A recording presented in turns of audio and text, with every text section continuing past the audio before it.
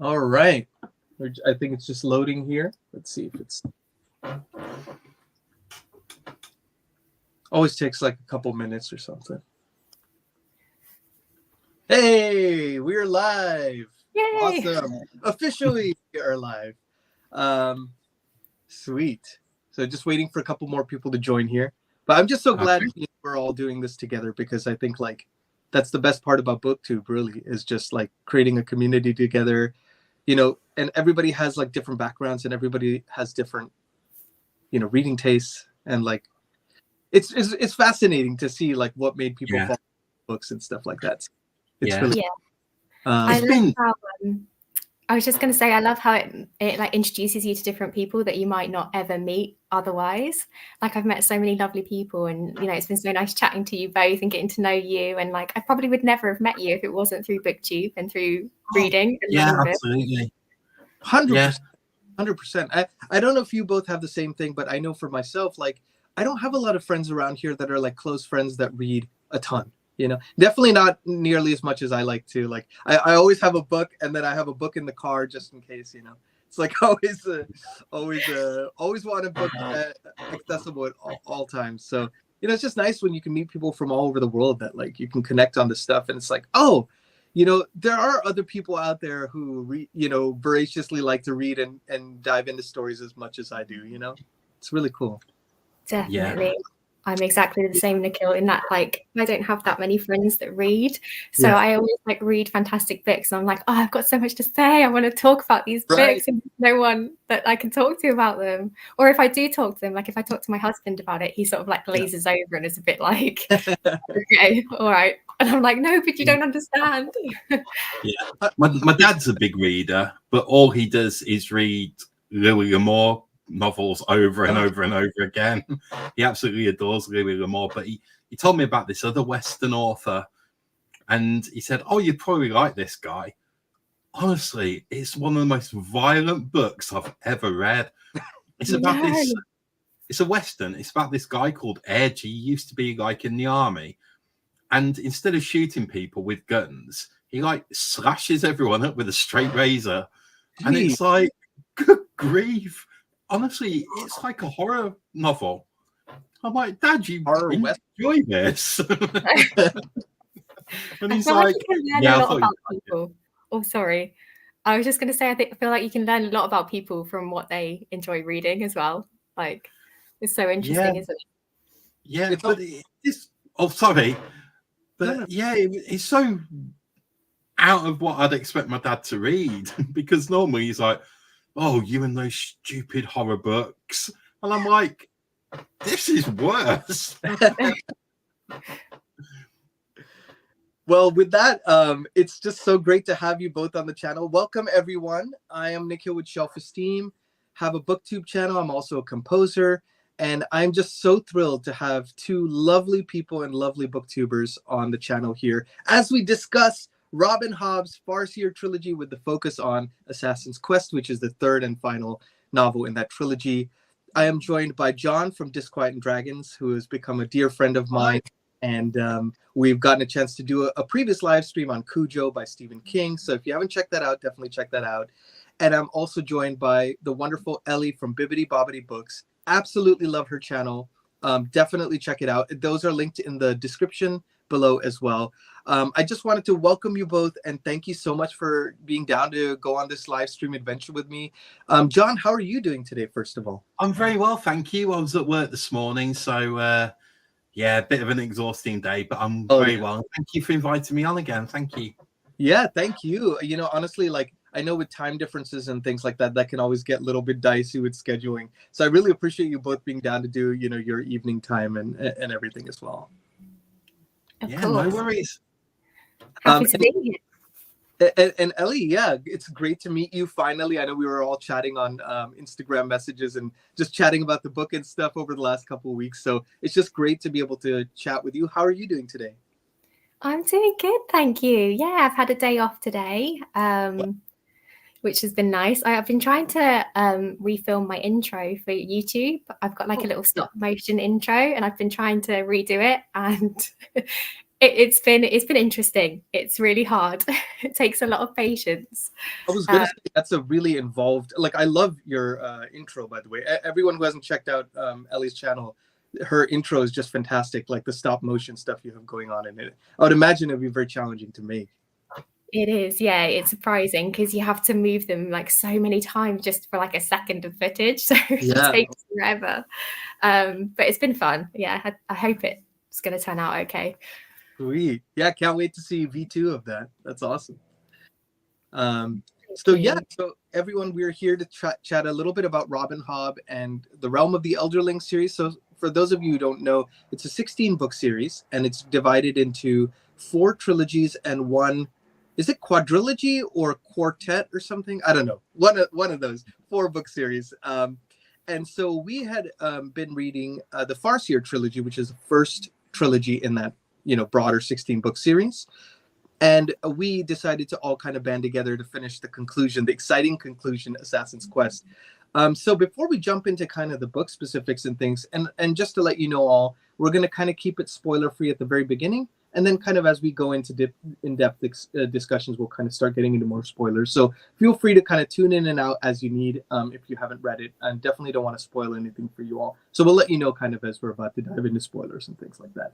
And for those of you who are in the chat as well, if you want to discuss anything or you have any questions or anything like that you want to put forth, also just make sure to put try to keep it as spoiler-free as possible for the rest of the people. So I guess just diving right into it, like, first of all, John, starting with you, what made you decide to read Robin Hobb and the Realm of the Elderling series and the Farseer Trilogy and stuff? I hadn't really heard of Robin Hobb that much, and I'm quite new to fantasy. I've been reading fantasy maybe for 2 years, and I like looking over here. I'm sure it's the same in America. We have these charity shops, and they're basically secondhand shops, and all the money goes to charity. But you get some really cheap books in there. And I was looking in the charity shop one day, and I saw a load of Robin Hobb books in there, and I think I got 8 of her books from various trilogies for £3. And I know it was like, I think the first 2 books in the Tourneyman trilogy. The only books that there were none of the Assassins, the Farseer Trilogy. So I got these books home, and I went on Wikipedia, and I just looked for Robin Hobb, and then I saw, I need Assassin's Apprentice, and I bought it from Amazon, and I read it, and I really struggled with it at first. I put it down and soft DNF'd it because I just wasn't connecting with it. And I picked it up again about 3 months later, and it clicked, and I just fell in love with it. And I was like, this book is amazing. That was earlier in this year. And I'm slowly collecting all the other books now. So if I see them out in the wild, I'm grabbing them. But I'm so lucky with being so new to fantasy. I can just cherry pick all these amazing 5-star books. It's like I could go the next 2 years just reading 5-star books, I think. Right. And it's amazing. That's wonderful. Yeah, I feel similarly. I'm actually relatively new to fantasy. I've only started reading it maybe 4 years ago. Right when I kind of started to pitch for the Wheel of Time series. I feel Wheel of Time was the first series, really fantasy, high fantasy I ever read. And I started watching Booktube, and I got all these recommendations. So I was like, I didn't even know there were that many fantasy series out there that were so different. I feel like Robin Hobb's is so different to anything I've ever read. And it is a little bit daunting at first because, like you said, John, especially for someone, who's kind of just getting into fantasy, it's very slow burn fantasy. And it takes time for you to really get into the characters. And it's interesting because it's such a unfolding, a gradual unfolding, rather than hitting you over the head from the beginning. And both have their uses, but I would imagine starting from that would be both daunting but also kind of exhilarating. Yeah, and coming from reading mostly horror, coming into books that are mostly series was a real eye-opener because I'm so used to standalones. It's everything being contained within 300, 400 pages. And then I'm I read Assassin's Apprentice. I'm Right, so to get the rest of this story, I need to read another 1,500 pages. Okay. Yeah, it's a lot. It's an investment. Yep. Yeah, I feel like that's like the complete opposite end of the spectrum, actually. Shorter books, standalones versus high concept, slow character development. So yeah, it's the complete opposite, but yeah, they're just so immersive. Her world building is just it's top tier. It's elite tier. totally. Yeah, agreed. Absolutely love her world building. It's incredible. And how about you, Ellie? Like, what brought you to Robin Hobb's, universe, and kind of made you decide to pick up the first book? Yeah, so I actually really enjoy like nautical fantasy. So anything that's set on the sea, like with an ocean setting. And I'd heard a lot of people really raving about the Live Ship Traders series. So I actually started with the first book in that series, but I quickly DNF'd it because I started reading it and I was like, I love this writing style. I really enjoy the way that this author writes her stories. So I was like, I think I'm going to want to go all in for the Realm of the Elderling. So I actually put it down, and that's when I reached for the first book in this series. And yeah, I fell in love with it. I read the first two books kind of back to back. Yeah. Interestingly, then I heard quite a lot of like negative things about the third book, and I was really devastated because I was like, I'm obsessed with this series. I love this world. I love this writing style, and I just loved Royal Assassin so much. In particular, that second book was just such a banger, and I kind of was really nervous to go into the final book, especially because it's so thick as well compared to the other two. So I kind of put it down and kind of didn't think about it for a while, and then was so pleased when you two invited me to join your buddy read, because I feel like that was a nudge that I needed to get back into the world. And as soon as I started reading, I was like, oh, it feels like I'm home. Like, I just really connect with the writing style, and I've just absolutely loved being back with Fitz and just being in that universe. Same. I actually felt very similar to you, Ellie. Is like I had heard conflicting things about the third book. It's the long. And, Robin Hobb definitely takes her time with developing characters and things like that. And I'm like, there's so many books out there I want to read, and I don't want to, not get the most out of this because there's so much to unpack, and to not want to talk with about it. I would imagine, like, I just try to think back on, like, I read Assassin's Apprentice, by myself, and then John did the second book together. And it was a stark contrast in the way I felt about the reading experience, because, kind of even the stuff we were talking on Instagram messages, I was like, oh, I never thought about, this particular aspect of Fitz's character, or I never thought about how this one particular side character could be looked at in different lights, in different perspectives. Yeah. And it's just nice to be able to chat with, wonderful people who also really like this stuff and like want to kind of dive in deep. So that was kind of the impetus of, oh, let's just all get together and talk about it, because I'm sure we all have a lot to say about the series as a whole, but of course Assassin's Quest. So I feel the same as you. It's been so much fun chatting with you both and just having that back and forth and just like getting different perspectives and like theorizing about things as well. It's just so nice having that conversation. So thank you. Thanks for inviting me. Yeah, likewise. Thanks to you both. It's really wonderful to do this. I guess, like diving into, Assassin's Quest, like I would love to know, like from you guys, Fitz's character has such a huge arc throughout the three books, and it almost feels like, I think about other long form, fantasy series, and it feels like 9 books of character development in 3 books. Where it's in the beginning of Assassin's Apprentice as a little kid, and then where he ends up at the end of the third book is such a huge leap, I guess you could say. And it does take place over a few years, so you kind of see him at the precipice of adulthood versus when he was like 6 years old, I think, in the first book, if I remember correctly. But yeah, I would love to know, like, what your thoughts were about like reading that final book in comparison to what it felt like reading kind of some of the earlier stuff.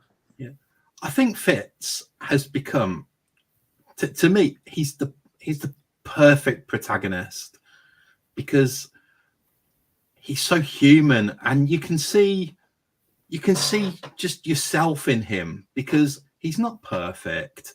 He lets his heart rule his head sometimes, and he's not afraid of making mistakes, and he does. I think Robin Hobb teaches us a wonderful lesson in these books, because Fitz does learn from his mistakes, and you do see him grow as a person. And in the first book, there were times when you're like, Fitz, he was just so petulant and such a little cretin, to be fair, at times. But by the end of the Assassin's Quest, he's just wonderful. And you think to yourself, if I was dropped in a fantasy world and I had to be the hero, I hope I'm like Fitz. It just becomes this. Oh, I absolutely love him. I love him to bits. He's one of my favorite characters I think I've ever read in a book.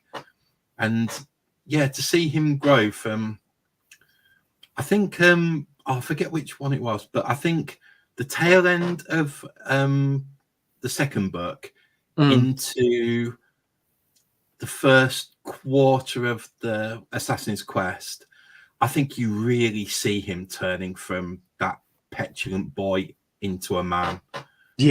And it's absolutely fascinating to see, because it's almost as if we're the only ones that can see it, because like Burrich and Chade, they still see him as this young boy, but we're privy to knowing Fitz's inner thoughts, and we can see that he's maturing. We can see that he's becoming a man, and he's really taking his responsibilities on board, and you can see his reasoning behind what he does. And I think as flawed heroes go, he's just perfectly written. I can't think of another flawed hero that is so fully realized in a book as what Fitz is.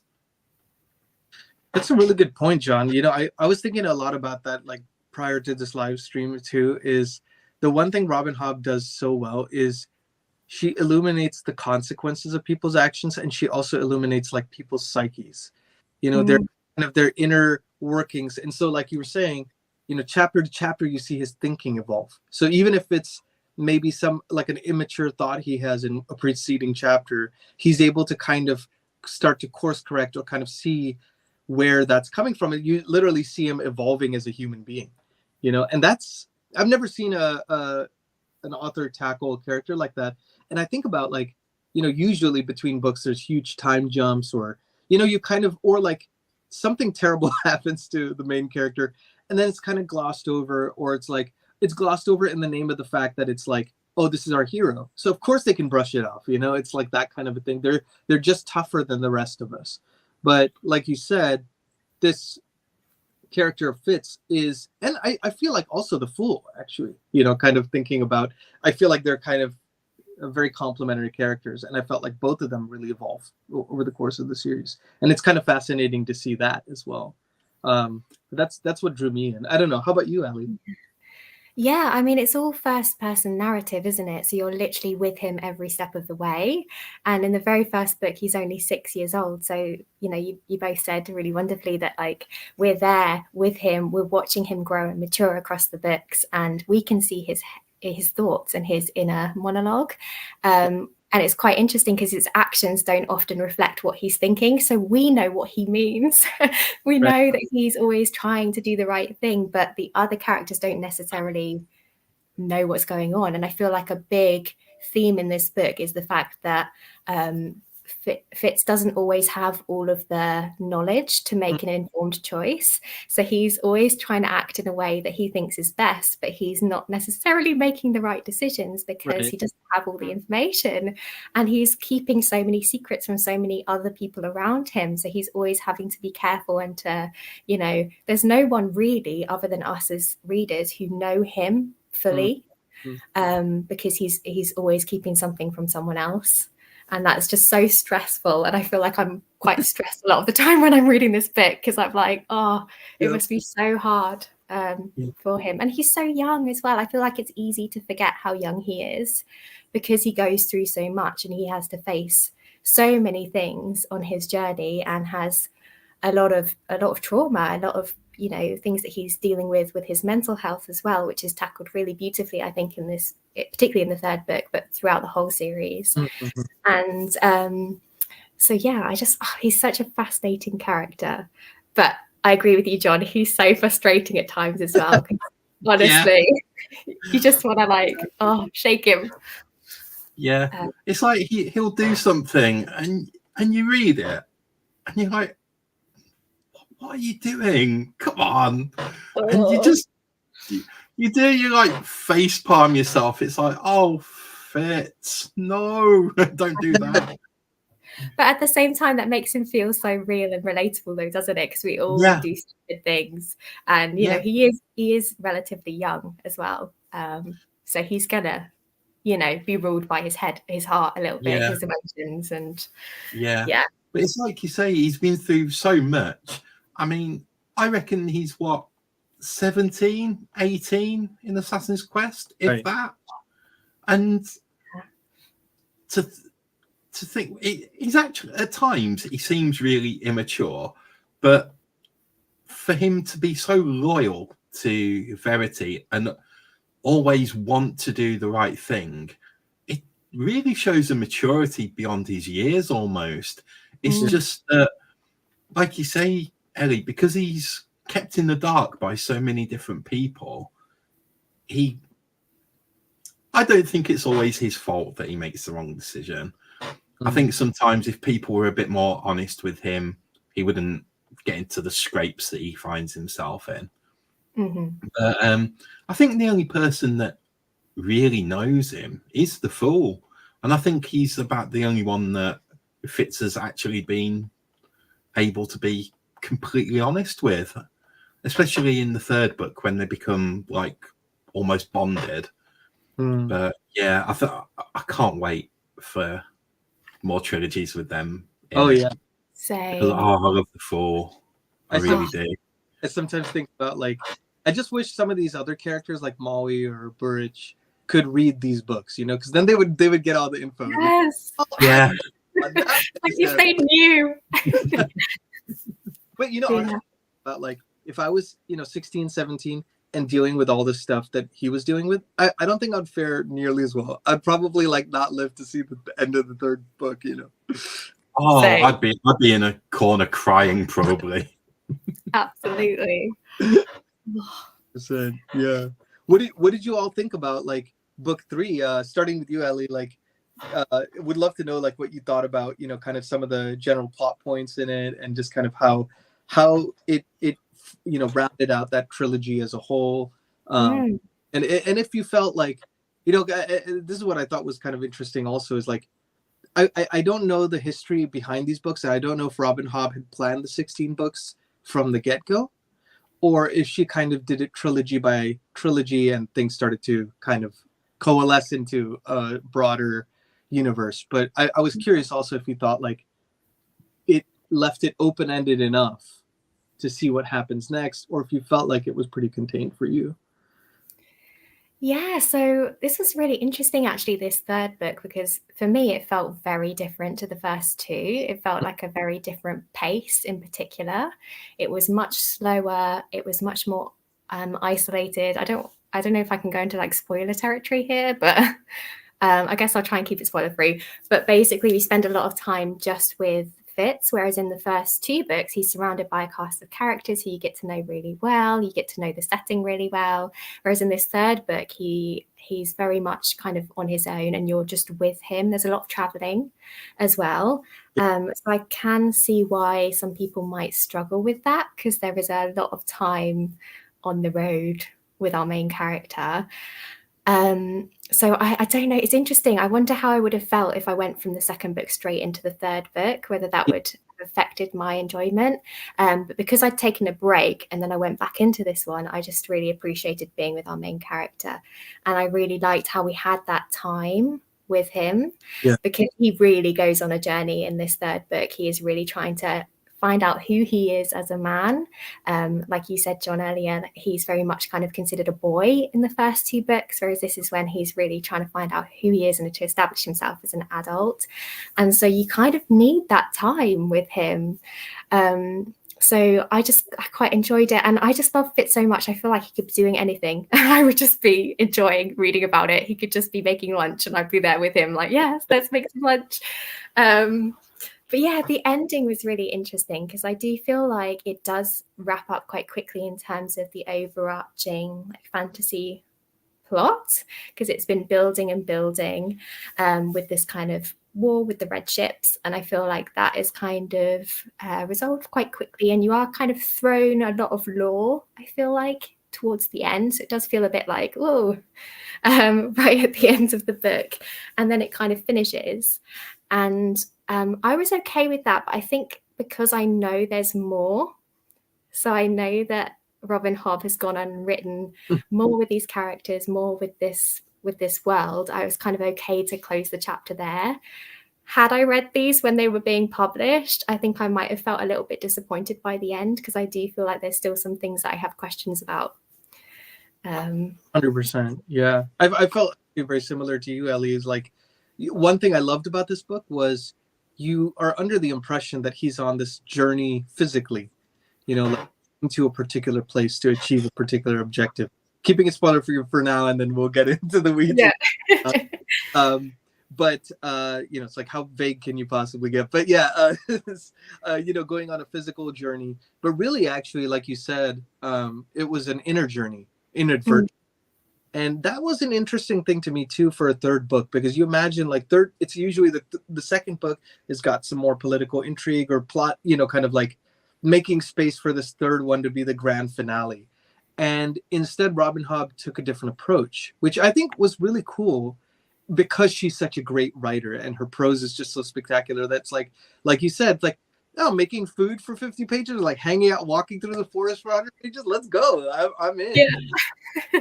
It's very rare that when an author can kind of pull that off. And I think it's also her character development, like we were all talking about. I did feel similarly to you, Ellie, that like, specific reveals that come, later on in the book, I felt maybe I was just expecting something different, and we could talk more in detail about that in a little bit. But I think I was expecting a different reveal, or like what that actually was, this mythical, people or beings that Fitz is in search of. And then also, a lot of the action towards the end happened off screen, off this main stage. And so that was an interesting choice, and it felt like a deliberate choice. And I wonder if that has some ramifications for, some of the other trilogies when we see Fitz again, be the Fool again, like what that will, maybe there was a reason for that as well. So like, I just don't have enough, I feel like information is the theme of this talk, that like access to information. Fitz, the characters around Fitz don't have access to information. Fitz himself doesn't have access to information. We don't have access to information. So maybe it's hard to make that judgment call, but I do feel like there was a lot at the end that I feel like could have been maybe fleshed out more. And maybe the walking through the forest, and there were a couple parts where I felt like it repeated itself in some ways, like just the plot devices of where the characters ended up. And I think like, personally, if there was a little bit less of that, just a little, and then just a little bit more spacing out of that last like quarter of the book, I think that would have been the sweet spot for me. But I personally didn't feel it was nearly, for me personally, like, I don't feel the negativity about the book that maybe some other people did. I don't know. Yeah. The only thing from the ending that I wish was different was I wish we'd have learned more about the Old Blood. Because that chapter with I'm not spoiling it by saying a character's name, I don't think. Okay. When we meet Black Rolf, that chapter is the most enjoyable chapter I've ever read in fantasy. I absolutely adored it when Fitz met Black Rolf and went to his cabin in the woods. And then at the end, and he said, oh yeah, I went and hung out for a year with Black Rolf. It was all right. I'm like, you can't do this to me. I need to know what happened. So maybe we'll learn later on in the series. I hope we do, because I think it would be a shame if we don't, because I think Robin Hobb laid some fascinating groundwork with the Old Blood and like the origins of the wit and what it can be, because she hinted that, I mean, we saw what the skill can become and how she hinted that the wit can be more powerful than the skill. I'm like, I need to know what these people can do. I really do, because they must be awesome. If they can be as powerful as the skill, what can the Old Blood do? And I need to know. I'm with you, John. I think I prefer, like, I find the wit more interesting than the skill in terms of the magic. Absolutely. But it's so interesting because I feel like other fantasy series, the magic is quite I don't know, like a bit more extravagant, I suppose you could say. Whereas in this book, it's quite subtle and you're kind of always learning about it. And it's so interesting that even right at the end of this first trilogy, we still have questions about the magic system. We don't fully know how it all works. And for me, I like that because I think the whole finding out and being on that journey is the exciting bit. Yeah. But I think it is very different to a lot of other fantasy that I've read that have, you know, magic that is a bit more showy or a bit more like technical that you can really kind of get to grips with. I'm thinking like Brandon Sanderson, people like that, where they have really like intricate magic systems, which I love. But I also just quite like this magic system and how almost natural it feels and how you're just kind of on the journey with our main character and trying to figure it out alongside him. Yeah. Sorry. Oh, go on, sorry. I was just going to say, if I could be gifted with any magic from anything that I've read, I'd be like, I want the wit. Give me the wit. Yeah. Totally. It's just, and it seemed at first, it seemed such a, I don't know, it's just like, oh yeah, it's kind of there. You can kind of sense what an animal's thinking, like in the first book. But throughout the trilogy, it just becomes this amazing thing. And you almost, I mean, we've all got pets and we all love our pets, but you see Fitz with Night Eyes and you're like, oh, I'm so envious of you for being able to have that connection with an animal. The wit is amazing, and I can't wait to, I really hope we learn more about it.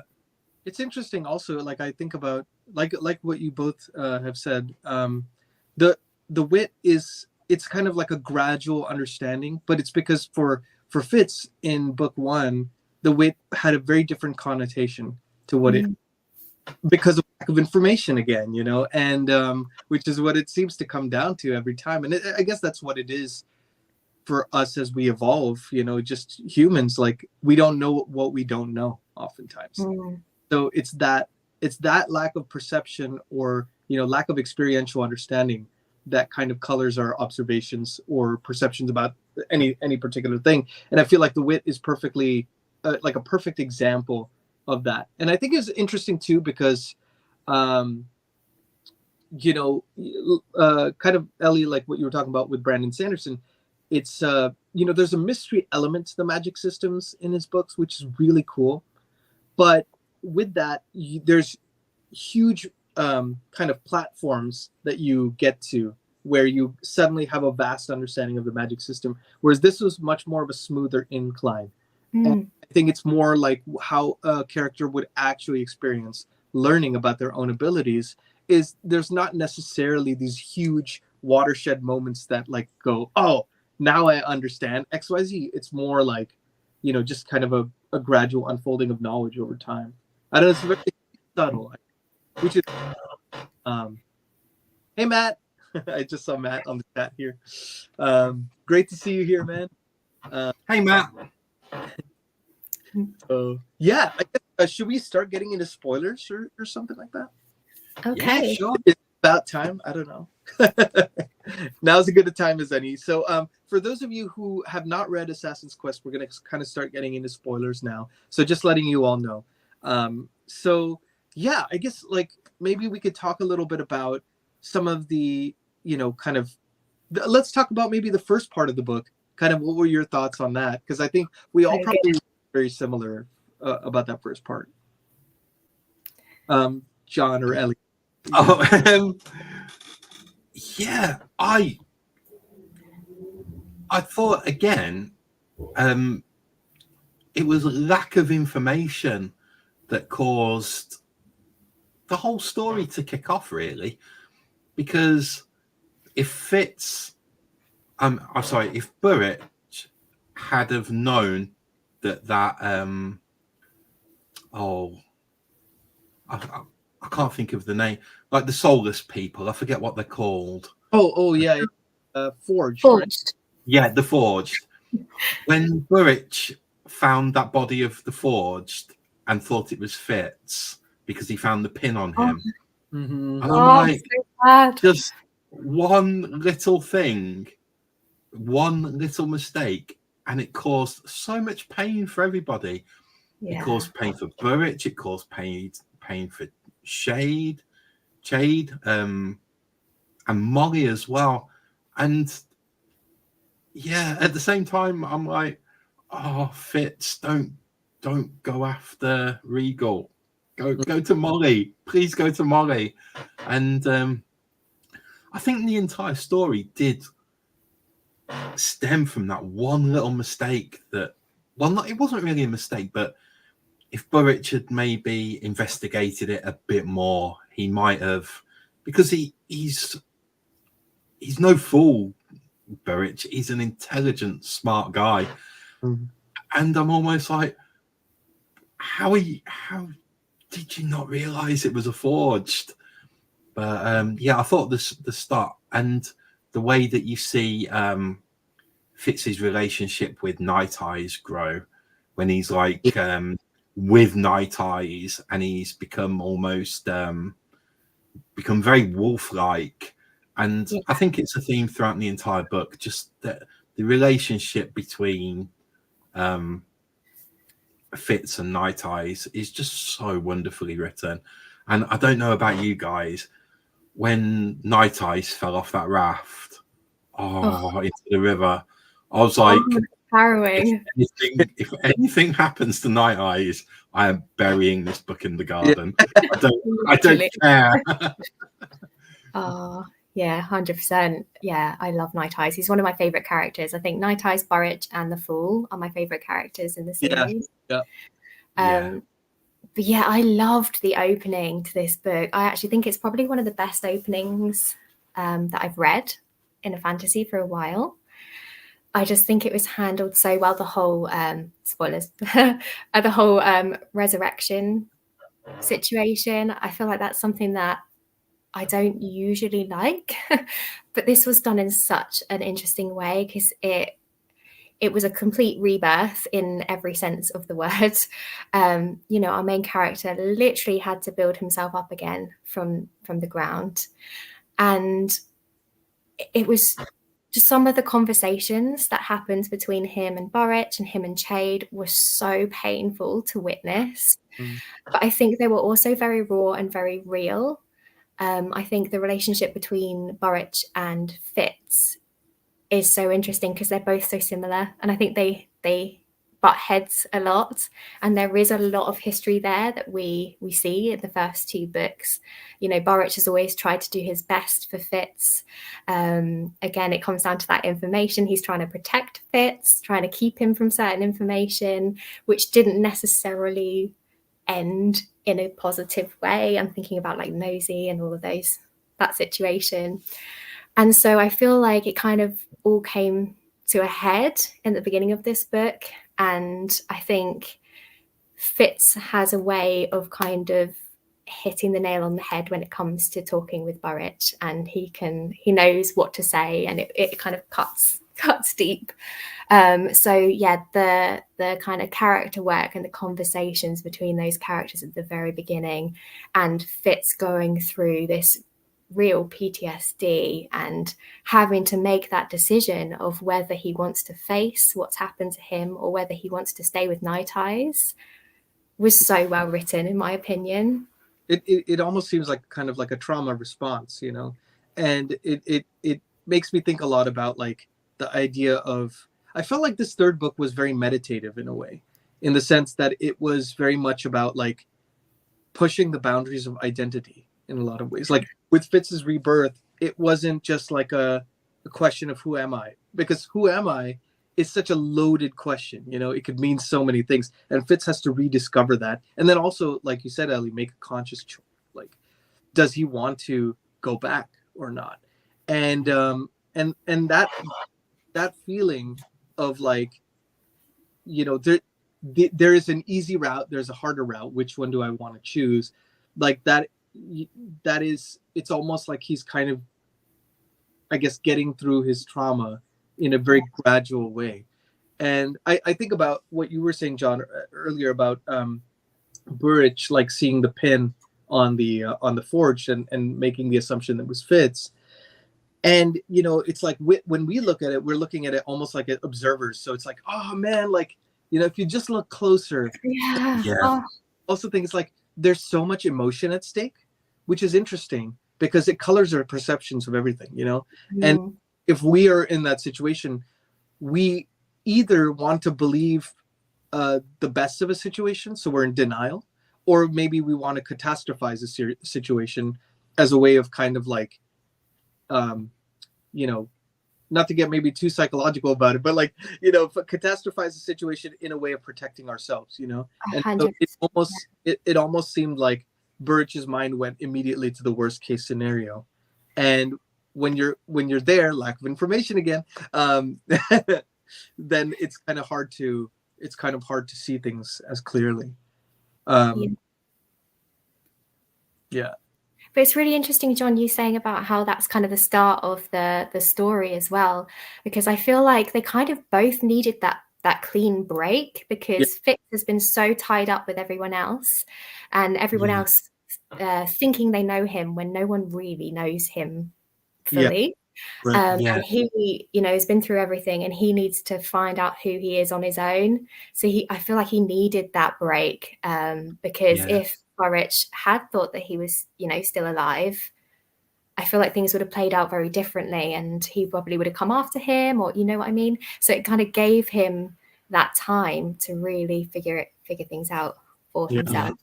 It was heartbreaking though, that scene when Fitz really let Burrich know his feelings in the cabin, and then later on when Burrich thought that Fitz was dead and they had that clean break, I also felt it was a shame, because I think Burrich is the one character who does understand Fitz.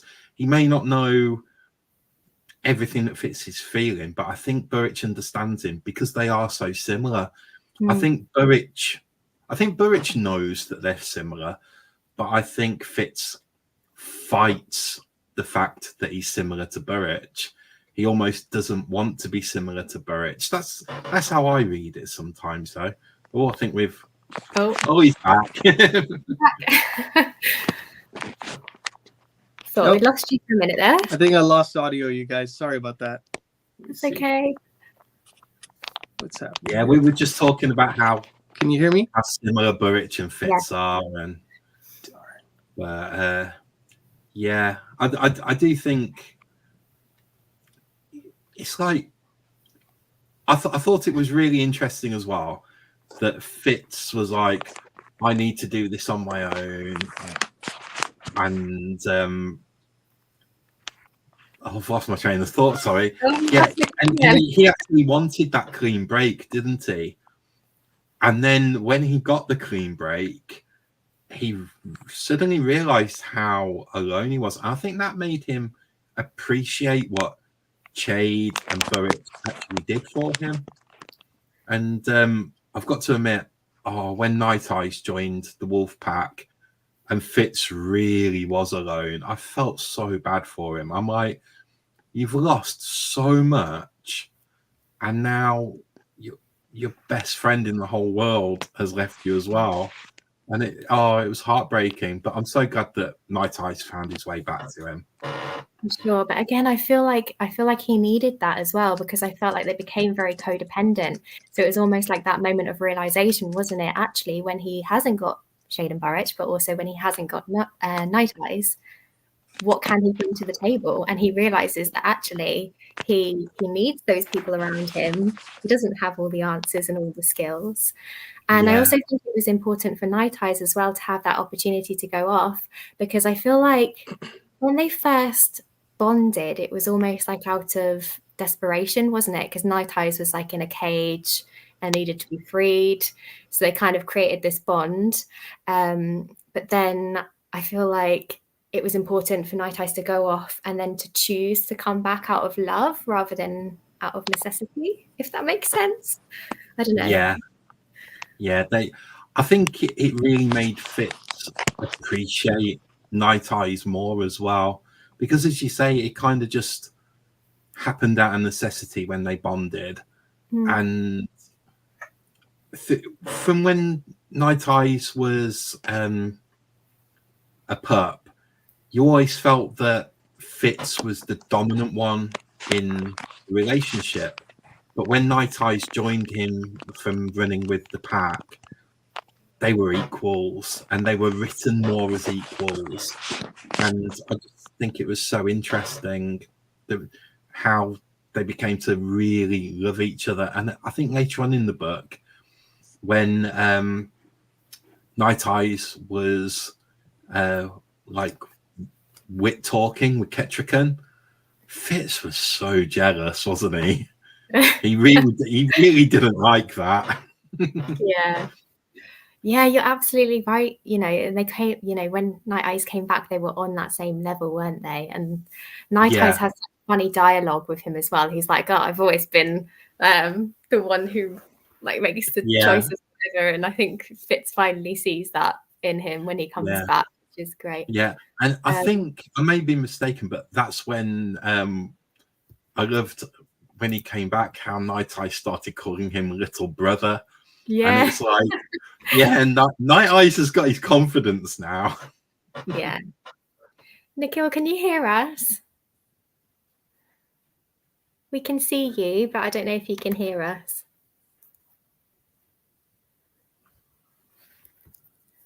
Ooh, I don't know. I think he's having technical difficulties. Sorry, y'all. Let me try to. I'm still trying to figure this out. Yeah. Oh no. Oh dear. But continue to feel free to continue the conversations, you all. In the meantime. Oh, that's a shame that you're having technical difficulties. Oh. Well, hopefully he figures it out. Yeah. Yeah, we've both gone quiet now. We didn't kill to keep us going. Oh no. Oh. What did you think of the like new characters were introduced? Because I feel like there were quite a few new characters that Fitz met along the way in this book. Yeah, I think they were interesting. Especially, I loved one of them, Kettle. I love how there's a lot of questions I've got about Kettle, because you don't really know what's going on with her when you first meet her, and she's just this like feisty, cantankerous old lady, and she's just brilliant. But as you get to know her, and she seems to have this knowledge, and you're like, why is this old lady so knowledgeable in these things? And then when you find out that she used to be skilled, that was like such a bombshell when you found that out. Yeah.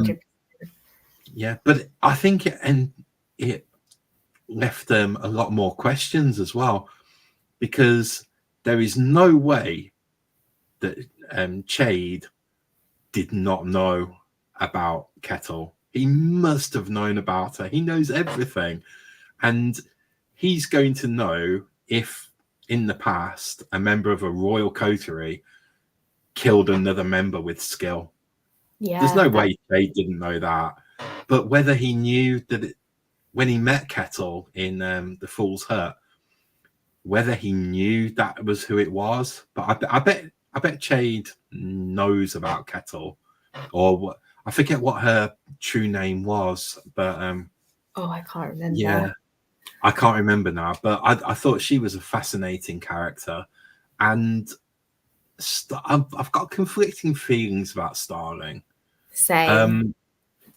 When I first met her, I thought she was brilliant. She was like a breath of fresh air, because I thought the juxtaposition between her and Fitz was really good, because you've got Fitz, who all his choices are through a sense of loyalty and responsibility.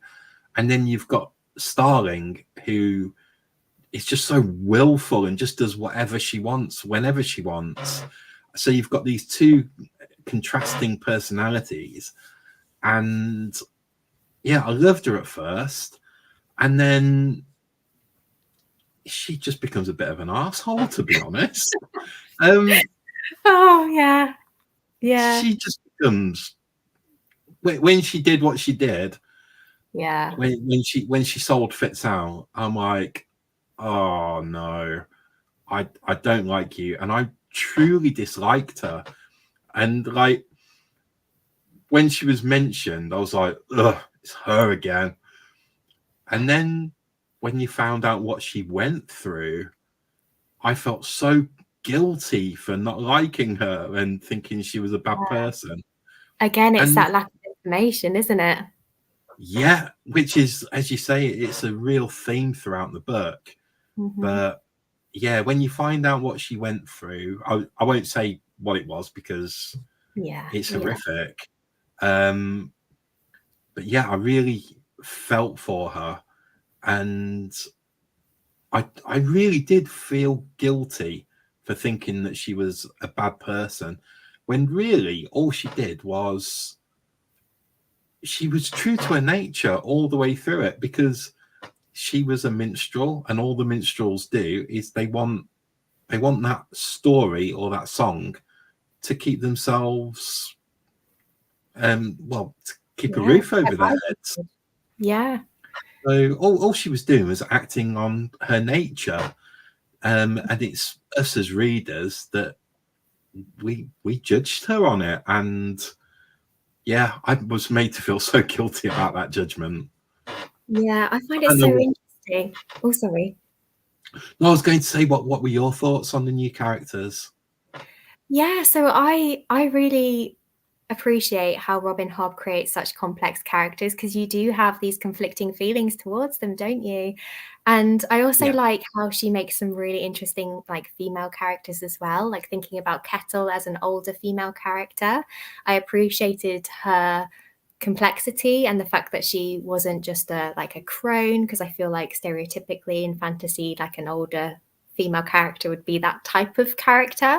So the fact that she was, she was old, but she wasn't frail by any means. She was very determined. She was very able. She was very spirited. She had a lot of knowledge and a lot of expertise. And she was what Fitz really needed as well, I think, in the end, that kind of straight talking, no nonsense type character to kind of put him in his place a little bit and to help him see the bigger picture. Because I think Fitz gets so wrapped up in his own stuff that sometimes he doesn't see the bigger picture. So I really appreciated that. And again, with Starling, she's a very, very complex character. And again, you often see that kind of bard, like promiscuous, like extravagant, confident character is normally like a male character. So I quite like that it was a female that was kind of being this kind of bard musician type character. But she is very complicated because of the things that she goes through. She experiences really significant trauma, and I think she's very much affected by that. So I can kind of understand her character, but at the same time I did find her really frustrating. The way that she kind of kept on at Fitz, shall we say. Yeah, and she Yeah. really did. She did not want to take no for an answer, did she? Absolutely not. She just kept pestering him until he was finally gave in. Yeah. Which just, yeah. So I didn't love her as a character. I'll be interested to see if we hear more from her in the future. Yeah. It did make me laugh though. I thought it was such a starring thing to do. At the end, when she just turned up at Fitz's hut and she's like, "Oh yeah, I've found this kid. Do you want him?" And it's like, how strange. Poor Fitz is just like, what? Who is this person? Who is this kid? I just want to live in the woods and be on my own. Why are you bringing this child to me? Oh dear. And then there was Fitz going, "Well, is he mine?" And Starling's like, "Oh no." But that's interesting, isn't it? Because you know, Fitz was a young boy when he was given up to the keep, and now he's been given this young boy. So it's almost like the roles have reversed in a way.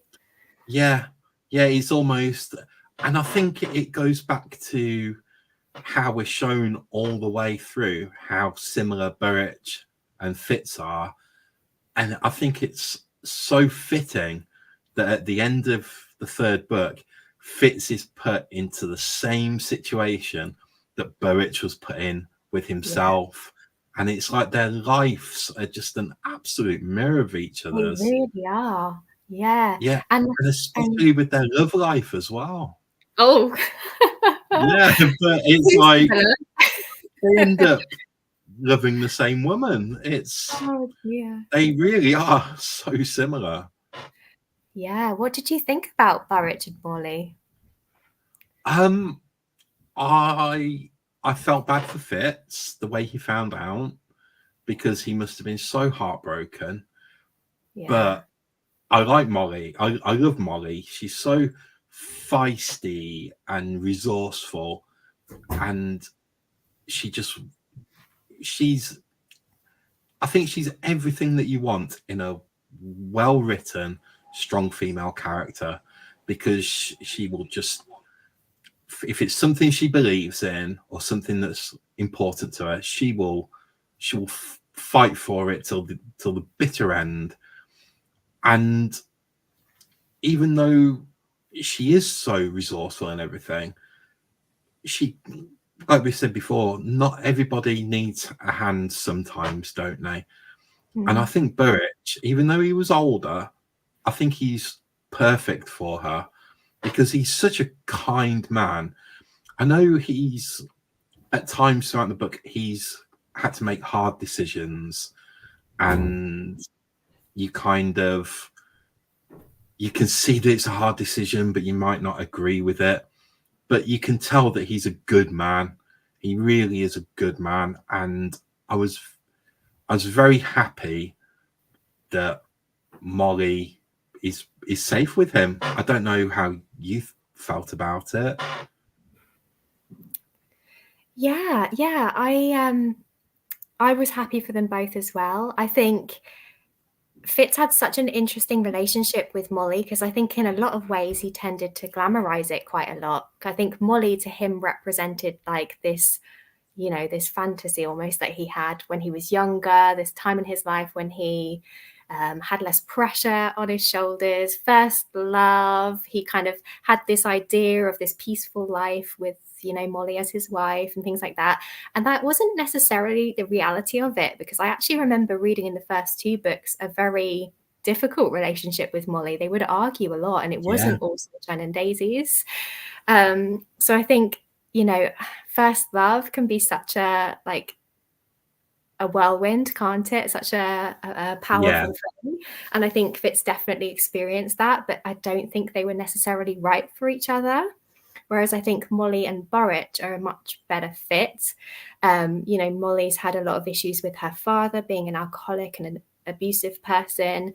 And then Fitz would keep a lot of secrets from her. He wouldn't be open with her. You know, he wasn't very reliable. Whereas then we've got Burrich, who is there and he's safe and he's consistent.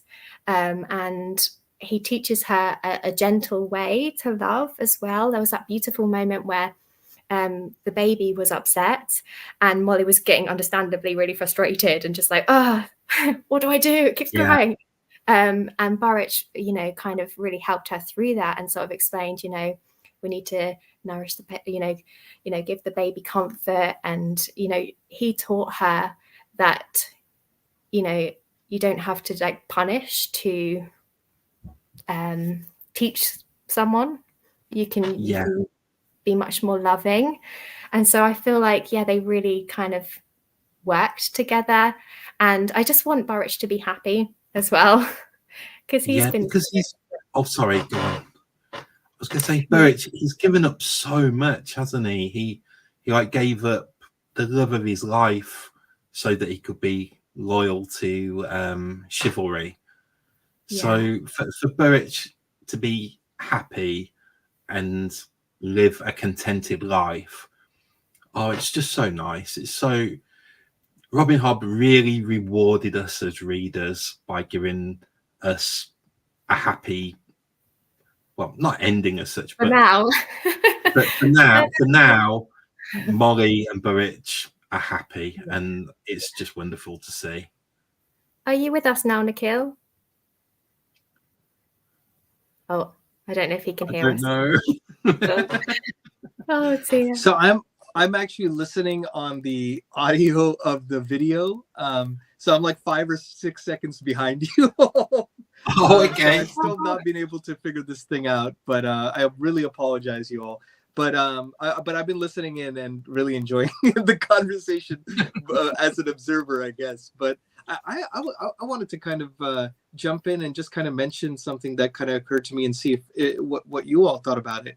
Was, you know, we were talking a lot about like protagonists and how they evolved throughout the course of the 3 books, and you know, kind of like you were both saying with Molly and Burrich, like the way they got together, it seemed at least believable that it was a gradual thing. You know, it was gradual understanding, and Molly finally kind of got the partner that she wanted inadvertently, and you know, Fitz is kind of, although that's what he wants, maybe that's not what he needs ultimately, and maybe we'll find out in the other books. But you know, I'm curious also to see what you all think about Regal and kind of more the antagonists of the series and kind of how they evolved, because I felt it was interesting hear how Regal actually kind of evolved, even though he was kind of a quintessential villain from the get-go.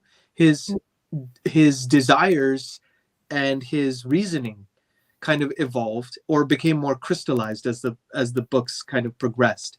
Whereas like I felt like in the 3rd one, he had specific motivations for going after Fitz that were slightly different to when Fitz is just a little boy, you know. At first he sees him as a threat to the throne, but then like later on he sees him as a threat because of the magic, you know, and things like that. And so like his motivations also kind of evolve. I don't know, that's what I was thinking, but I'd love to know what you all think. I honestly think that a lot of, especially in the 3rd book, I think Regal despised Fitz out of jealousy, because Fitz had this power, and that's what Regal wants more than anything. He craves power, and Fitz had something that he just didn't have himself, and I think that must have driven Regal insane, knowing that Fitz was this man that Regal thought was so below him, and just the way he refers to him as bastard all the time, and he says it in such a derogatory way, and you can tell that Regal has nothing but disdain for Fitz, but at the same time he's jealous of him, and I bet that jealousy eats Regal up inside. And I hope Regal had sleepless nights worrying about Fitz, because Regal was, he was a turd, wasn't he? He was an absolute turd. He was. I hated him. Yeah, I don't think I've hated a character as much as I've hated Regal, to be honest with you. Yeah. Yeah, I think it's really interesting because I feel like he for me, Regal felt quite one-dimensional throughout the first 2 books, in that he was like the evil villain, and you kind of got a little bit of insight as to why he was so evil, but not as much as I feel like in this 3rd book. So it was nice to kind of flesh him out a bit more as a character. And I think that the moment that I remember the most was when Fitz was traveling through the 6 duchies, and then he goes to that town. I forget where it's called now, but it was where Regal was brought up, and it was so different. Tradeford, was it? Tradeford. Yeah, that sounds right. Yeah. Honestly, my memory's terrible. But yeah, he goes to Tradeford, and it's so different, and you can kind of imagine Regal there having this really protected life, so far away from, the difficulties at the coast, and it was such a different lifestyle. They had gardens and things, and Fitz was so amazed when he saw these beautifully sculptured gardens and people just enjoying themselves, and he was like, what? This is so strange. So I feel like you can kind of understand a little bit more why Regal hates Buckkeep so much, and why he's because he has been so kind of protected his whole life as well. And I also think that it's really interesting that Patience was originally from there as well, because Patience is so different. So even though she came from such a beautiful, protected, nice town, she still really establishes herself in Buckkeep. And she's such a wonderful character. I just love her. Do you think she found life in Buckkeep tolerable because she brought a bit of her hometown with her, in the way that she loves botany and gardening? And it's like Regal, he just went to Buckkeep and resented everybody and felt sorry for himself and just wanted everything that was not his to want. Whereas Patience went and she saw this cold, bleak cliffside castle, and she's like, I'm going to make this homely. I'm going to make this work. And she built the queen, she tended to the queen's garden, and she had her plants in her room. And it's almost like she bought, Buckkeep almost bought the best out of her, but it bought the worst out of Regal. And Patience is just such a fascinating character, and another wonderful character arc, because when you first meet her, she's so quirky, and she's kind of scatterbrained almost, but in a fun way, not in a horrid way. And the way you see her just become this selfless leader that the people in Buck look up to. And it's just at the end of the book, when Verity Dragon lands in Buckkeep, it's so typical of Patience that she just walks up to a dragon and says, what are you doing, lazy bones? I mean, you got stuff you need to be doing. I love that. Only Patience could boss a dragon around. Oh, I just love Patience so much, and I love that scene at the end as well. It's just so typical. But she's I think everybody underestimates her, don't they? Because they think she's a bit kooky and that's just Patience. She's quite quiet, quite meek. But she did so much, didn't she? Under the radar as well. There's no trying to do things to be heroic. She's literally just doing her bit, and it matters. And I love her for that as well. She's one of the strongest characters, and not strong in the stereotypical I'm strong character, but it's just in her determination, and bearing in mind that she thinks that everybody, she thinks that Fitz has died. She thinks, she doesn't know what happened to Verity. She's really angry at Burrich at the end of Royal Assassin for what happens, because she sees Burrich, if I'm right in remembering it, I think she sees Burrich pretending like he doesn't care about Fitz right at the end. Yeah, because he had to, didn't he, to make it seem realistic, which must have broke Burrich's heart, because he's got nothing but love for Fitz, and to to act like he hated him, it must have broken him. It really must. But, so for her to have all of that, but still, you know, be motivated and be doing her bit, you know, to try and rebuild the towns and do whatever she could. And I love that bit where she had like the people working for her that were called, like she gave them, what was it? Was it an ivy or like a? Yes, they had a little bit of foliage, didn't they? And they had a proper name, and I can't remember what it was. It was like Patience Guard or something, wasn't it? But they became like almost like her bodyguards and her like own little protective unit. Oh, I love that as well. Yeah. Oh, and one thing we're on about, like people going under the radar.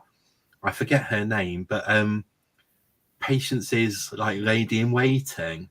How you think she's just this like a bit frumpy, sits doing like crochet and everything, and she turns out to be this absolute badass bodyguard. I love that. He's like awesome with like this weapon master. It's like, wow, did So not see that coming. Yeah. Oh, I love that. Yeah, but there's so many wonderful characters, and like, sorry. Oh, go on. Sorry. That's all right. I'm getting overexcited. I was just gonna say, I think it's amazing how Robin Hobb can flesh out this massive cast of characters as well, given that it's a first-person narrative. Like you're in Fitz's head, yet somehow you still get to know all of these other side characters in intimate details, and you see all of their character arcs as well, even though you're not hearing from their perspectives. Like that's just so like amazing how Robin Hobb can do that.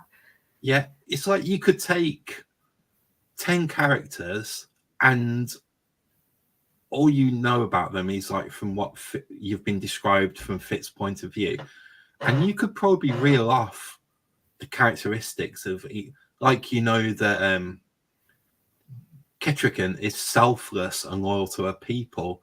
You know that like Molly is feisty but truly, like, her heart rules her head sometimes. And just all these characters, they're just so well realized in this world. They're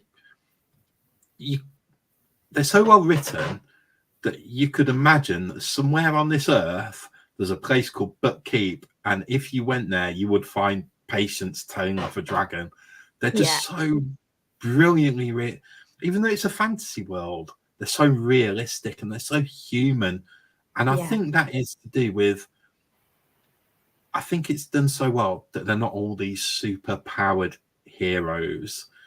It's like they all have their own strengths and weaknesses, and some of them are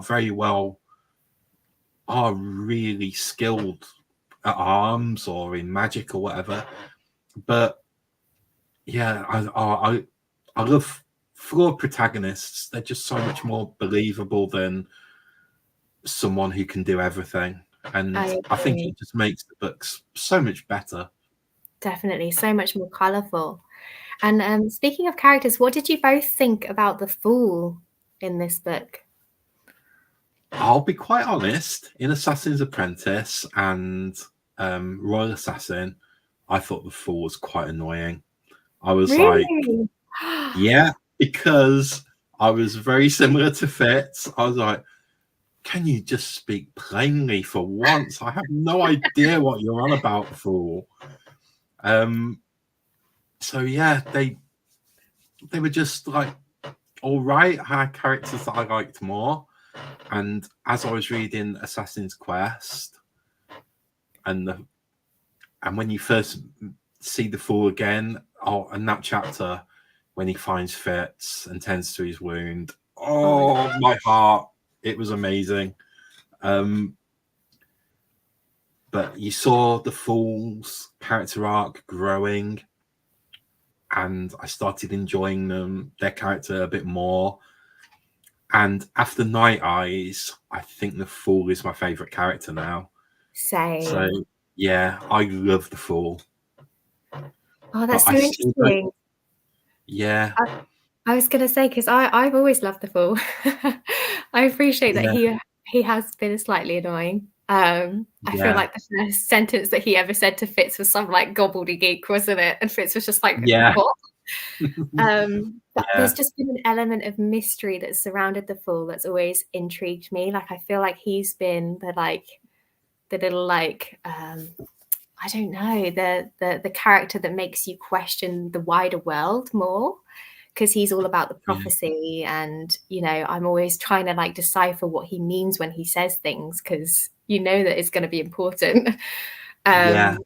So he's always really intrigued me, and I've liked the banter between the two of them. They've always had this fun like sparring banter between them, haven't they? They kind of just had that dynamic. And then, but there, in this book, I really love the conversations around love as well that the Fool brought to the table. I just really enjoyed that moment where he was like teasing Fitz a little bit about Molly and making him question his love for Molly and what is love, and you know, love is more than plumbing. And and that moment where Fitz was being kind of grumpy, and the Fool was like, do you love me or something? And then Fitz was just like, yes, I love you. And like admitted it in the end. So yeah, I just loved their blossoming friendship in this book, and I'm really interested to see where that goes. Do you think Starling is right with what she said to Fitz about the Fool? I think she is. What do you think? When I first heard it, I was like, no, not at all. And then I'm thinking, well, you never know, because the Fool is always said to be like this quite lithe, slight figure, and you think to yourself, maybe the Fool is a girl. I don't know, but I truly don't know. It's got me thinking, but I wonder if we'll ever find out, because I feel like the Fool is different as well. It's like a different fantasy race, I guess. We still don't really know about them, and it might be that they don't really distinguish between male and female the same way that we do, and maybe to the Fool it's just not something that's we're ever going to find out, or that's ever going to be important to them.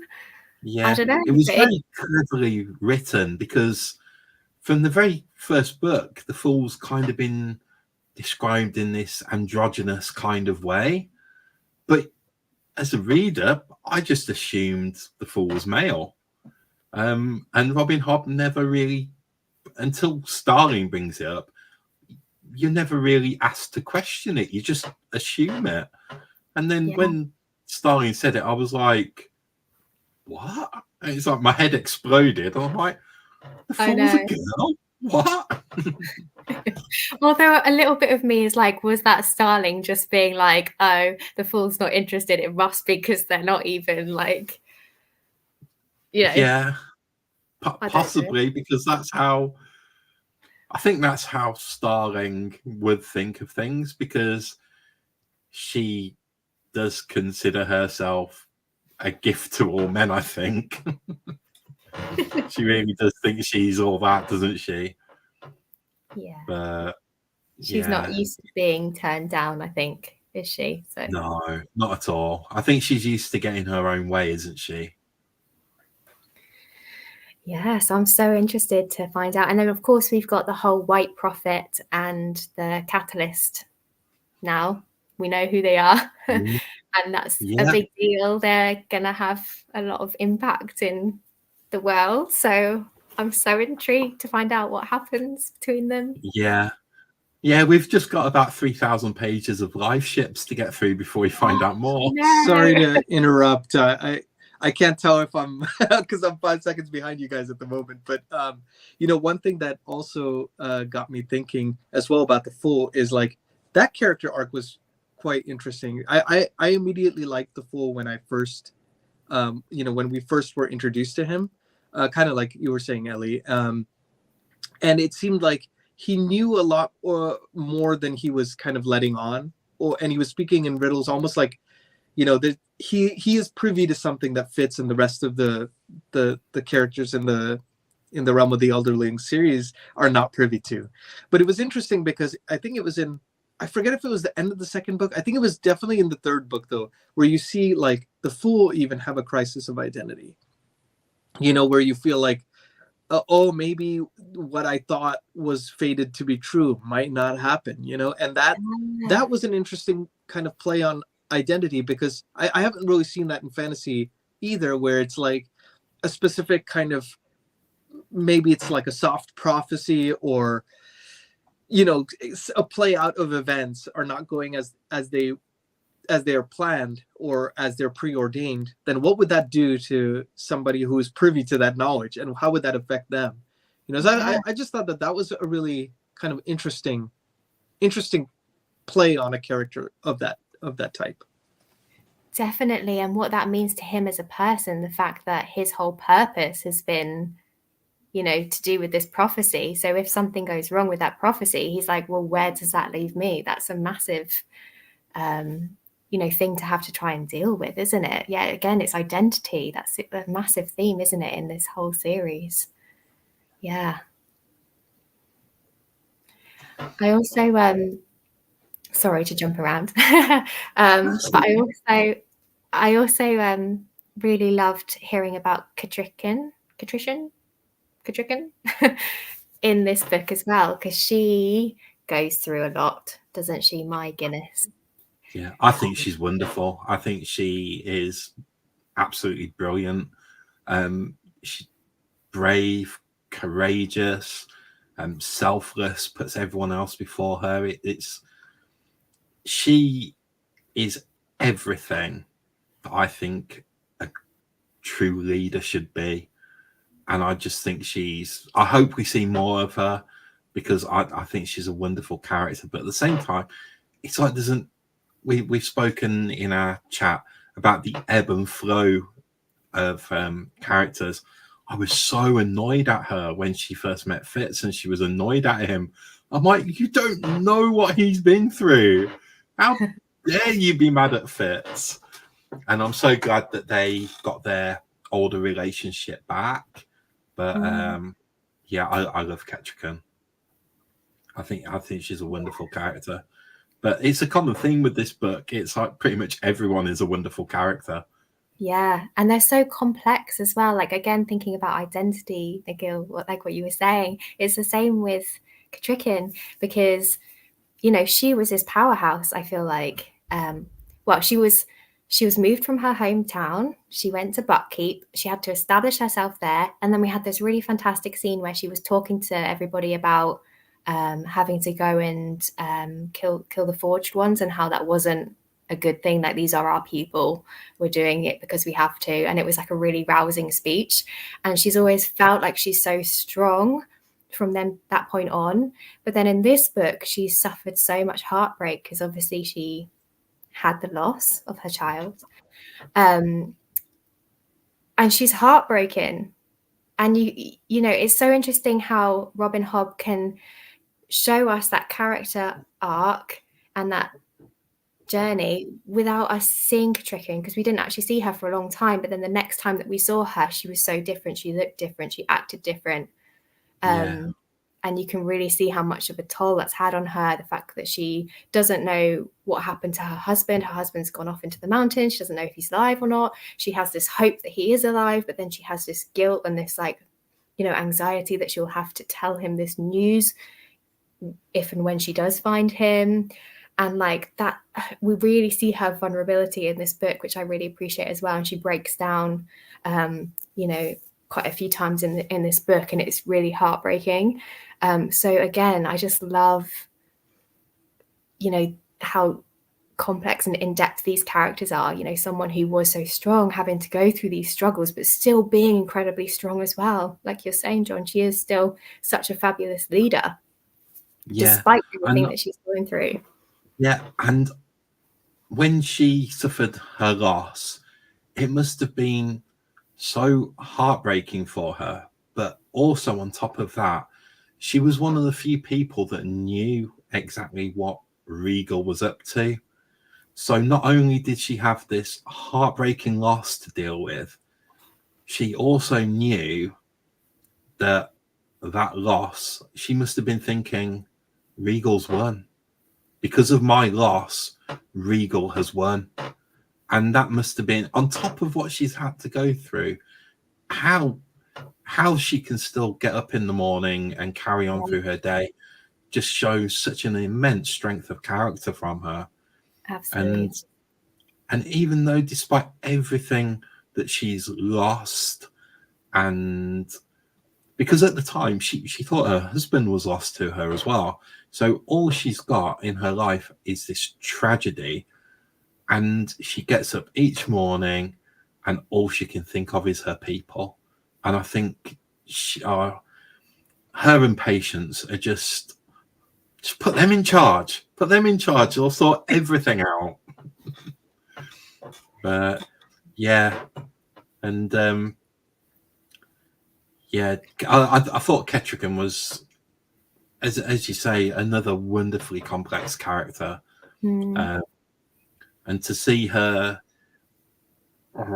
it was a bit disturbing when she got to be with Verity again, because that was a bit icky, wasn't it?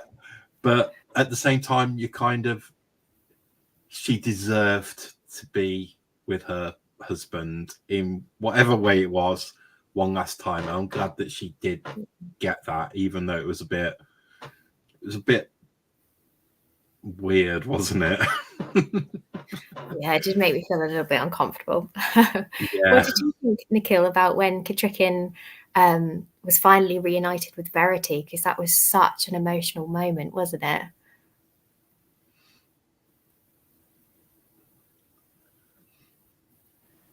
Five seconds later.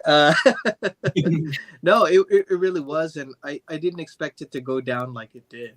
You know, I was hoping for Ketrigan. I was hoping that their reunion would be, you know, satisfying for Ketrigan, who had borne so much of the brunt of like her loss of her child, and then trying to, you know, believe that Verity was still alive, and, you know, being in denial about the fact that like he could be dead, like, and wanting to seek him out at all costs and everything. And it felt like there was such a build up to this moment of them meeting, and just seeing him in that state was really tough to experience, because you're experiencing it actually through not only Ketrigan's eyes but also Fitz's eyes, who has a, you know, obviously a different love for Verity, but it's like him looking up to Verity and seeing him in the state, Ketrigan loving Verity, seeing him in the state. So that was a really difficult kind of moment. And, you know, it's interesting because now I'm kind of going back through our conversation kind of in my mind, and I'm thinking about like every single character we've talked about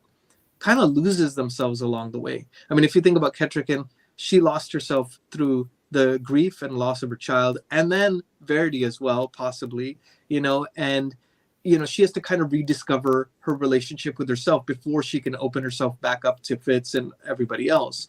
Verity loses kind of a sense of himself as well. You know, Fitz, the fool, like, it's like every single person is kind of rediscovering themselves in a book. I thought that was such a bold choice for a third novel, you know, because like, again, like kind of what we were talking about before is like, you expect this to be, okay, now we're going to go for the climax of the whole thing, and everything is building up to this moment. And Robin Hobb kind of teases you with it and then brings you in a completely different direction that you wouldn't expect to find. I don't know. What did you both think about that? Yeah, I think it's much more intimate in a way as well, that kind of an ending, rather than, because you're building up to this, you know, this moment, the end of the quest, you know, Fitz and Ketrigan being reunited with Verity, and you have this expectation of what that might look like. And for Hobb to then show us something much more raw and also something much more realistic as well was so interesting. You know, it was very difficult to see this character in that way. And I feel like a lot of the, you know, Fitz and Ketrigan and all of those were really holding on to this hope that we would be reunited with Verity and everything would be okay in the end. So then to be faced with the reality of finding this man who has literally been giving himself up to save his people, and he's not who they expected to find. He's broken in many ways. Like, he's physically very different. He's obviously mentally different because he's literally been putting himself into the dragon. Like, that's such a challenging situation for our characters to deal with.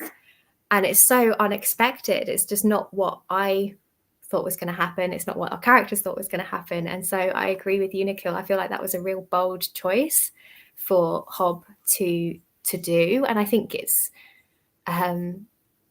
perhaps why a lot of people might have had some issues with this, because I feel like it wasn't expected. We didn't have that explosive ending. We didn't have a big epic battle, you know, with the red ships. We didn't have, you know, Verity riding in to save the day or anything like that. It was much more subtle than that. But I actually think that it was almost beautiful because of that. Does that make sense? Yeah. Yeah, it does. I just think the whole book was a brave choice, because in trilogies, by the third, whether it be film or book, by the third in the trilogy, you kind of know everyone, and it's when everyone's like powered up and they go after the bad guy. And it was the complete opposite in this, because all of our protagonists were weaker than what they were in previous books. Yeah, and yeah, because you've got Fitz, because of what happened to him in Regal's dungeon. I think it affected his self-confidence and he wasn't quite as courageous. But I do believe that it helped him in a way, because it made him consider things a bit more. And Ketrican had, because of the loss of her child, and it left her body weaker. It affected her physically. And just to see all these characters, as the stakes get higher, they don't seem quite as strong as they were, but they still power through. And it's so good to see the good guys doing well, as it were. Yeah. But yeah, I thought it was a real curveball from Hobb when they finally found Verity, because we'd found out that he'd found this really powerful skill source. And I was expecting a moment like in Lord of the Rings when they find Gandalf again. And I was expecting Verity to step forward with this shining armor or something. But they find this decrepit old man who they can barely believe is Verity. Yeah. And I think that was such another brave decision. But I was so glad when, I think it was one of the most wonderful. Oh, I've just noticed something. Hey, Cliff. Hi. Yeah, I think it was one of the most wonderful moments in the entire trilogy when just before Verity puts himself into the dragon, and he has that moment with Fitz, and he says, "I do love you," and my heart melted when he said that, because all I wanted was for Fitz and Verity to find that relationship that they had in previous books, because you could tell from how Fitz was so disappointed. He talked to Verity and Verity barely was listening to him. And yeah, Hobb's really not afraid to make her character suffer, is she? Yeah, he's been clinging on to this hope the whole time, hadn't he? You know, everything's going to be okay if I get to Verity. Yeah, and then when absolutely. Does, yeah, it's really, that's so heartbreaking.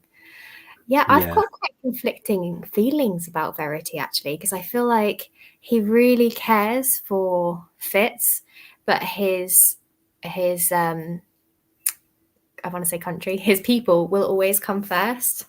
And so his duty. Yeah, so I feel like in a lot of ways he uses Fitz for bigger purposes. And he does always feel guilty about it afterwards. In fact, I feel like a lot of that guilt is what was used to power the dragon in the end. But it's really difficult because Fitz has always really idolized him and put him on this big pedestal. And, you know, it is reciprocated. Verity does really love Fitz, I believe. But he will do whatever is needed for his country, even like, you know, using Fitz with that awkward scene where he's with Katrikin, using Fitz's body. You know, Fitz was in a real vulnerable place when he decided to do that. He'd literally just found out about Burrich being with Molly. He was completely heartbroken. He would do anything to take the pain away. So for Verity to still go ahead with that in that moment just felt real icky to me. So I have kind of conflicting feelings about Verity. What do you think, Nikhil?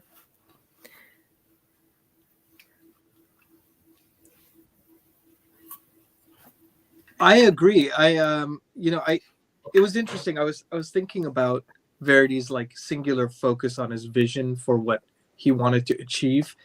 And although I think he is a character and very, you know, it's like kind of part and parcel of this whole experience of reading the Farseer Trilogy is like everybody's complex. And I think Verity comes from a good place. He has a good heart. But I think, you know, his focus on the goal compels him, and he pays the price for it ultimately as well. You know, it's like all the stuff he had to, like, if he sacrifices it for himself, he's going to sacrifice other people as well. You know, it's kind of that thing. And I don't even know if he sees it that way. You know what I mean? Like, I don't know if he has the self-awareness in that moment to see it that way. And it kind of rubbed me the wrong way at times as well. And I just kind of, but I also see like, oh, he's just compelled and he can't even see what's around him. Like, he doesn't even probably realize like the gravity of what that does. And, you know, it's interesting also is like kind of talking about this, but then also like some of the other things about this book that might have rubbed people the wrong way because it wasn't what they hoped would happen. Maybe the Verity reveal being one of those examples as well. Is like, one thing I really respect and admire about Robin Hobb is she doesn't give us, it's kind of like, you know, life in general. Like, it doesn't necessarily give us the experiences we want, but it may give us the experiences we need, you know, to grow. And I felt the same thing about Robin Hobb's writing, is it's reflective of the fact that like, she doesn't give us, the audience and the characters, the experiences they want, but you see them all growing as a result or evolving. And it kind of makes you think and pause and like think about the relationship between these characters and their humanity, or, you know, how it relates to us as human beings, you know. And I thought that was kind of an interesting thing, and framing things from that lens, then I can kind of step back and look at it and go like, oh, that is kind of cool that she chose that. It was a bold choice. Maybe it wouldn't have been the choice I would have wanted for the story, but I respect that the reasoning behind that choice, presumably. I don't know. What do you all think about that? Yeah, I think it's so interesting that she wrote this, like, when was it? Like 1995 or something, when she wrote the first one. So this was truly like barrier breaking for that time, because I feel like back then, you know, you think of epic fantasy and it's always good versus evil, isn't it? And, you know, it has this epic quality to it with the battle scenes and the magic and all of that.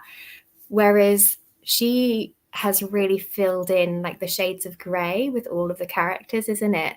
You know, no character is wholly good or, you know, evil, really. I mean, Regal's pretty evil, but like everything is messy, and life is messy, and that's just reflected in this series as well. I think, I mean, I can't believe she wrote this trilogy in the space of about 3 years.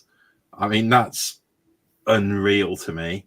But I think if I'd have read this when it came out, I don't think I'd have made it past the first book. I don't think I'd have enjoyed it, because I was talking to Mark from that book thing, the other day, and he kind of like called me out because I said that the Return of the King was just walking, and he said, "But you love Assassin's Quest," and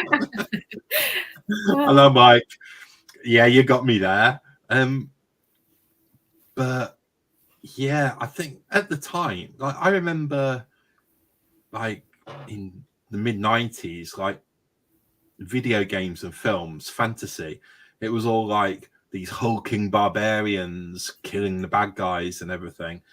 And this must have been just a breath of fresh air because it is so different. And I love the way that you discover the world with Fitz. Like everything is so contained in the first couple of books. And then the fool comes in, who's this mysterious person from a far off land. And then we see the world expanding with Fitz, and it's masterfully done. It really is.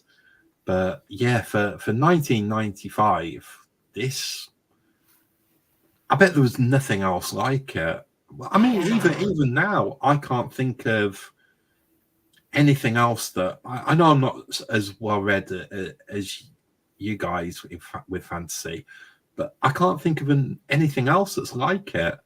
That where you go through so many ups and downs with characters, and the thing I love about it is all the characters.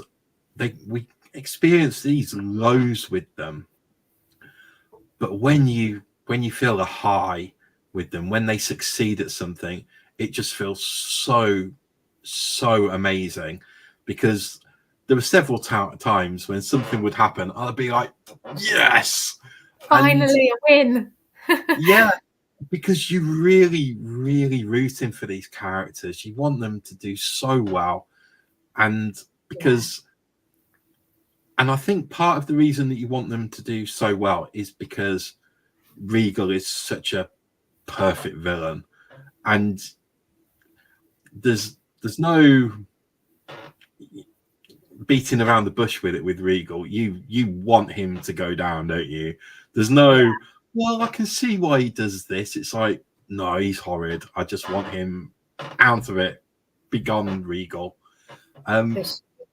But yeah, there's real like ups and downs, and yeah, the highs seem that much higher because of the lows that our characters go through. And yeah, it's just wonderfully done. Definitely. Speaking of Regal, what did you both think about the way Regal met his end? I loved it. I thought it was so perfect that you've got this truly evil, greedy, self-centered, vain, horrible man who is then forced to become this benevolent goody two-shoes who was killed by a weasel. The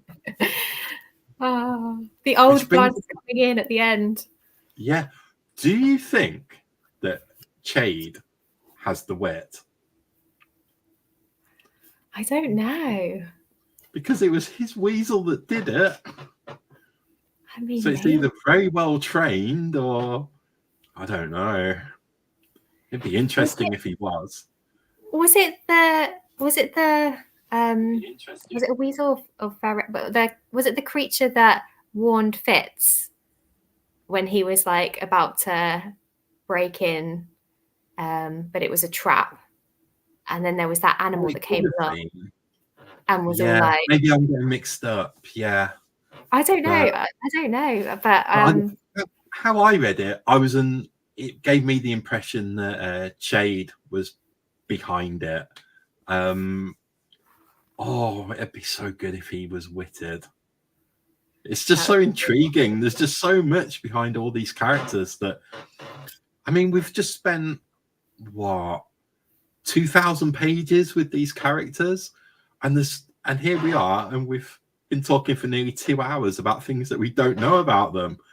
And it's like, there's so much depth to these books and characters. It's truly amazing.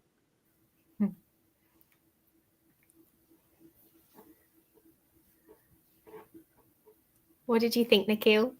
Totally. I completely agree. I think like I'm so excited for, kind of what's to come. And I feel like if one book in a series, like a third book of a series, and one that is, much more slower paced and things like that could warrant a almost 2-hour discussion, it's a good book. I feel like that's a selling point, if any, And it's just wonderful being able to talk to you both because, again, like what we were talking about at the beginning of this live stream, pre-technical difficulties on my part, is that like there's so much to unpack in 800 pages or whatever it was, that you could have 3 people talking about it for this long. Then this testament to the world building, the characters. And it's interesting also because like a lot happens, but a lot doesn't happen in comparison to more plot driven books. And that, and yet it's so compelling because of the depth of the character exploration. So, with that, like, I just want to thank you both so much for being a part of this. Thank you to everyone in the chat for, joining us in this discussion. Matt, Cliff, it's great to see you both here. And, John and Ellie, I just really deeply appreciate being able to chat with you all and just hearing your wonderful perspectives on this stuff. And, apologies, everyone, for the live stream issues on my part, rookie mistake, but I'll get it sorted for the next one.